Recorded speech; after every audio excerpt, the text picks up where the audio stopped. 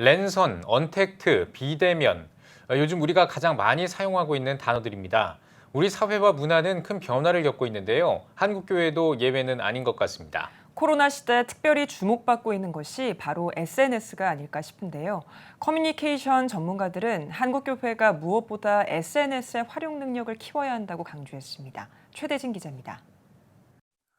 비대면으로 교육을, 비대면으로 화상회의와 업무를 진행합니다.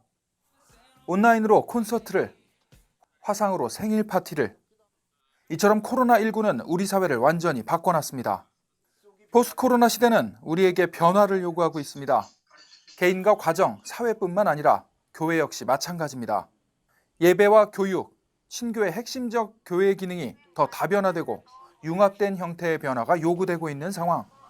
커뮤니케이션 전문가들은 코로나 이후 교회는 SNS로 소통하는 네트워크 교회가 더 활성화될 것이고 이를 잘 활용할 수 있도록 준비해야 한다고 말합니다. 사실은 우리 디지털 세상이 일찌감치 왔고, 그런데 교회가 여전히 사회보다는 훨씬 더 아날로그 쪽에 치우쳐져 있다 보니까 이번에 이제 디지털 이렇게 오니까 SNS를 포함한 디지털 환경에 우선 목회자들이 적응을 못 하시는 거예요. 인쇄 미디어 시대에는 설명하고 설득하는 방법, 영상 미디어 시대는 보여주는 방법. 근데 이 소셜 미디어의 기기는 참여시키는 기기예요. 그러니까 우리 성도들에게 이걸 갖고 목사님의 생각을 그냥 공유해도 상당히 좋거든요. 할 수 있는 게 정말 많고요. 오히려 저는 이 시대가 부흥하고 성장하는 계기가 될 거라고 확신합니다. 전문가들은 포스트 코로나 시대에 제약적 한계를 극복할 수 있는 것은 더 다양한 선택이 가능한 SNS라며 교회가 보다 세심한 전략을 수립해야 한다고 강조합니다.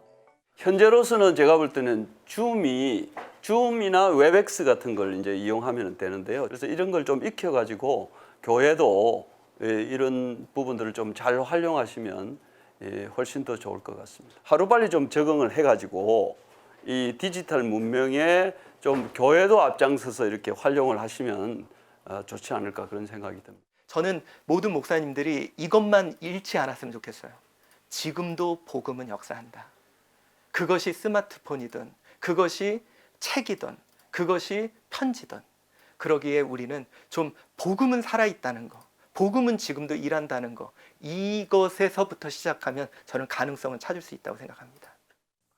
CTS 뉴스 최대진입니다.